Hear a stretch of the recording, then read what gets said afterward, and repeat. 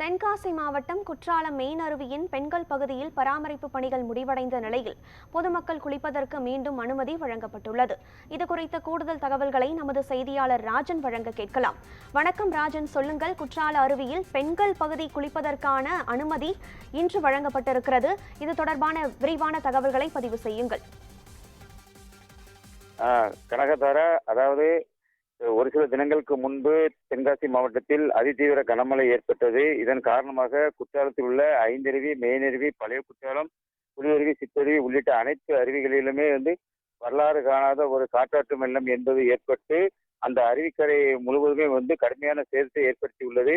இந்த நிலையில் கடந்த 2-3 தினங்களுக்கு முன்பாக மெயினருவி பகுதியில் அந்த பராமரிப்பு பணிகள் மேற்கொள்ளப்பட்டு ஆண்கள் குளிப்பதற்கு மாவட்ட நிர்வாக சார்பில் அனுமதி வழங்கப்பட்டுள்ளது. பெண்கள் குளிக்கும் பகுதியில் மட்டும் அந்த தடுப்பு கம்பிகள், அந்த தரை நின்று குளிக்கக்கூடிய அந்த தரை ஓடுகள் அனைத்துமே தண்ணீருடன் அடித்து செல்லப்பட்டதால் பெண்கள் குளிப்பதற்கு தடை என்பது மெயினருவி பகுதியில் நீடித்து வந்தது. தற்போது நேற்று மாலையுடன் அந்த பராமரிப்பு பணிகள் நிறைவடைந்து தற்போது இன்று முதல் மெயினருவியிலும் பெண்கள் குளிப்பதற்கு அனுமதி வழங்கப்பட்டுள்ளது. தற்போது ஐந்தருவி, மெயினருவி, புலியருவி உள்ளிட்ட அருவிகளுக்கும் சுற்றுலா பயணிகள் மற்றும் ஐயப்ப பக்தர்கள் குளிப்பதற்கு அனுமதி வழங்கப்பட்டுள்ளது.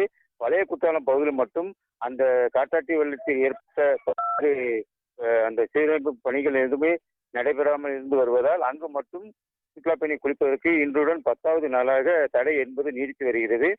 சுற்றுலா பயணிகள் கோரிக்கை என்னவென்றால், பழைய குற்றாலம் பகுதி என்பது சுற்று வட்டார பகுதியில் உள்ள அனைத்து கிராம பகுதியை சேர்ந்த மக்கள் எளிதில் செல்லக்கூடிய பகுதி என்பதால் விரைவாக அந்த பணிகளை செம்மைப்படுத்தி சுற்றுலா பயணிகள் குளிப்பதற்கு பயன்பாட்டுக்கு கொண்டு வர வேண்டும் என்று ஒரு கோரிக்கை விடுத்துள்ளனர். மேலும் ஐயப்ப பக்தர் வருகை என்பது இன்று விடுமுறை தினம் என்பதால் மணிக்கு மணி பக்தர்கள் வருகை என்பது தொடர்ந்து அதிகரித்து வருகிறது.